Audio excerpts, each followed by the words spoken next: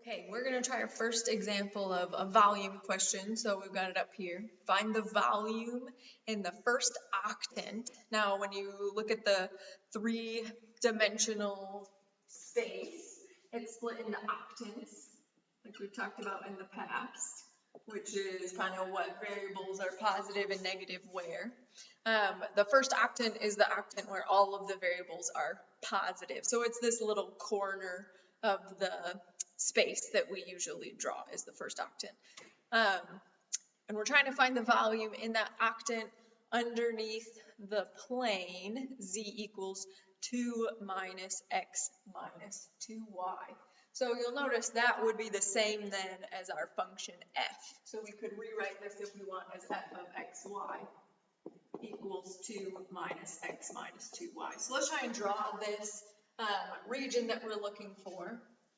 Typically, the nicest way to draw planes, especially if we're only looking for the first octant, is to just find the intercept with all of the axes. So if I want to look at like where does it intercept the z-axis, well, if I think about it, when I'm on the z-axis, well, the x-coordinate would be 0, because that has to be right here in the middle, and the y-coordinate would be 0. So when x and y are both 0, we can figure out what z is going to be. So that z would be 2 minus 0 minus 0. So z is 2. So we've got that point up here, which will be at 0, 0, 2. We can find the, say, y-axis. So that would have x and z being 0. So then I would have 0 equals 2 minus 0 minus 2y. So we've got 2y equals 2. So then y is 1. So we have a y-intercept at y equals 1. So that would be at 0, 1, 0. And then my x-axis intercept would have y and z being 0. So then I would have 0 equals 2 minus x minus 0. So we would have x equals 2. So over here on the x-axis, we come out to 2. So this is at 2, 0, 0. And then my plane would fill all three of those points, but then if we kind of picture, well, once it cuts those different parts, it would kind of create this triangular portion would be the plane. And then what we're actually looking for then for our region is what's underneath it. So our region R is going to be what's down here on that XY axis. So that's my region R. So let's actually pull that out as a separate graph. Rather than looking at the three-dimensional graph, let's look at a two-dimensional graph of just R. And we'll orient this how we usually do. So we'll have our typical X, Y axis.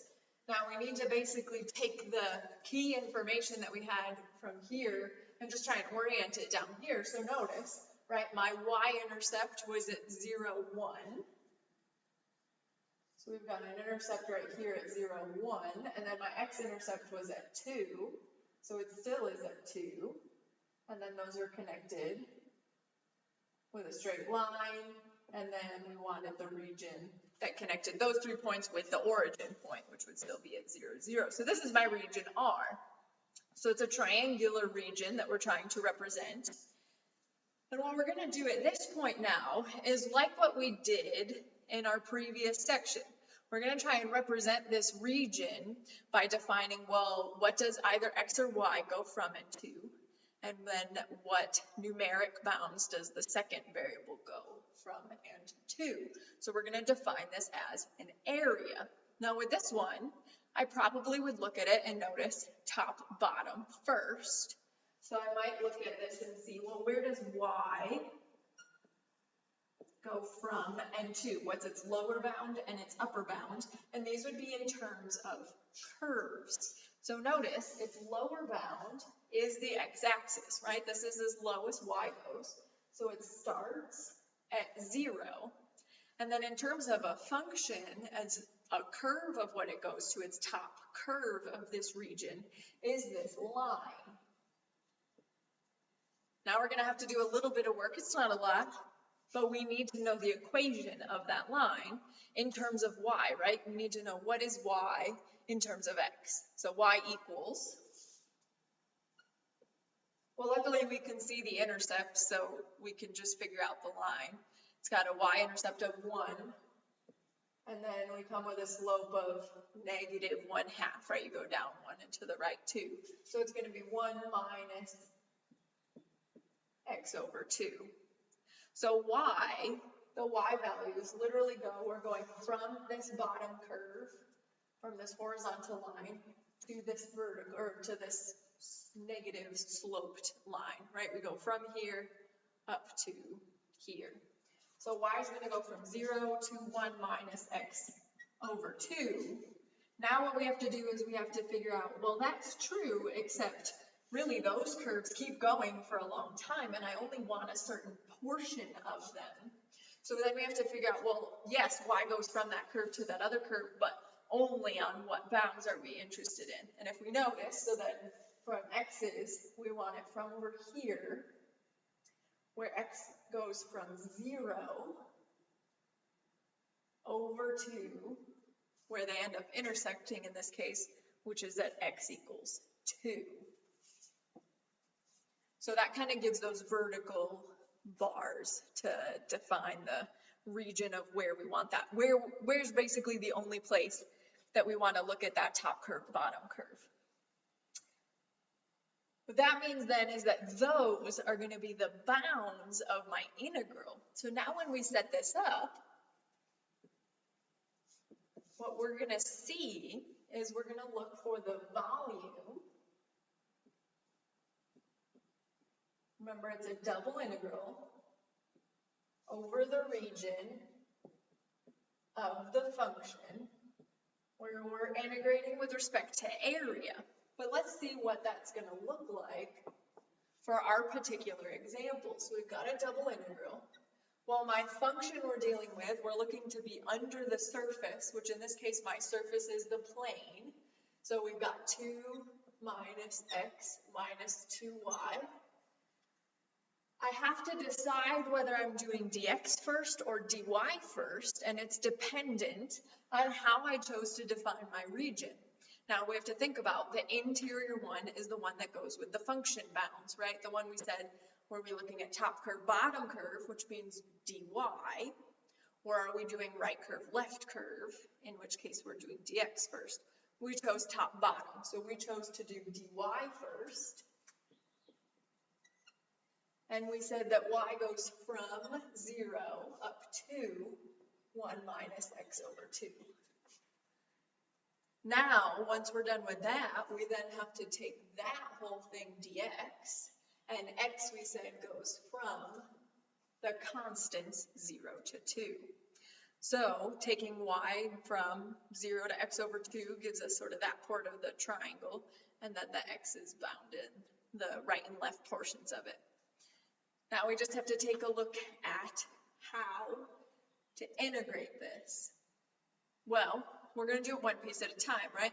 I don't have the brackets written, but we just picture there's really an interior integral that we'll do first, and then we'll just keep it inside the exterior integral until we're ready for that one. So I'll just hang on to this integral from 0 to 2. Let's focus on integrating this with respect to y. So remember, y is our variable, and x is treated like a constant. So 2, treated like a constant, goes to 2y. Negative x, like a constant, goes to negative xy. And then negative 2y will increase the power to y squared and divide by 2, which cancels. So we'll have minus y squared.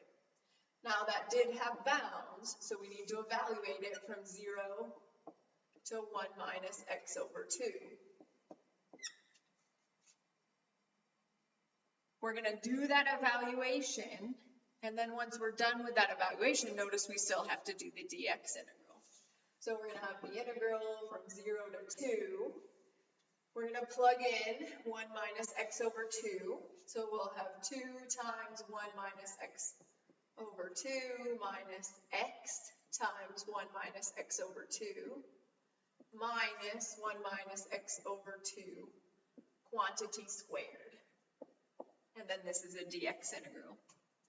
Now we should probably clean this up. Parts of it we have to clean up in order to do this integral. So we've got from 0 to 2, we distribute our nice 2 here. We've got 2 minus x. We've got another minus x when I distribute this. So let's just combine those to minus 2x. And then I have a plus x squared over 2.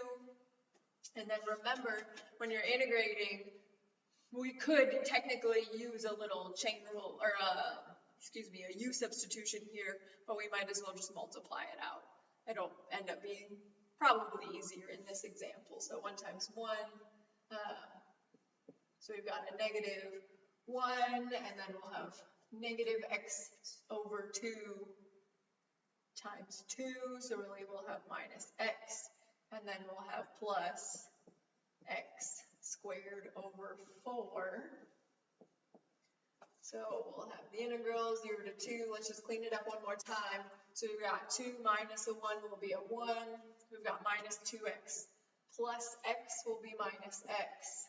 And then we've got x squared over 2, which would be 2x squared over 4, minus x squared over 4. So we'll just have plus x squared over 4 dx. So then taking a look at this guy, we're good to go from here, right? X is what we get from 1, and we'll have minus x squared over 2 plus x cubed over 3 times 4, which is 12. And we're doing all of that from 0 to 2. Plugging in 2, we get 2. Minus 2 squared, which is 4 over 2, obviously is 2, and then we'll have plus 2 cubed, which is 8 over 12, plugging in 0 just gives 0, the 2's cancel out, and we're just left with 8 over 12, which if we cancel out the 4, just leaves me with 2/3. So my volume would be 2/3 units cubed, whatever my unit was. Now, it does kind of make sense doing a volume question that we got something non-negative. In general, a double integral doesn't have to be non-negative, but we were assuming, and based on our picture we can see, right, my surface lies completely above the xy plane, so we should get a positive volume. So it's a little way to kind of help us check and make sure that our answer makes sense. We're going to jump into another example in another video. I'll kind of clean this board up. And if you want with that video, you can start it and kind of try the example first on your own if you want. Pause the video and then jump back in and see the answer. So we'll tune back here in just a second.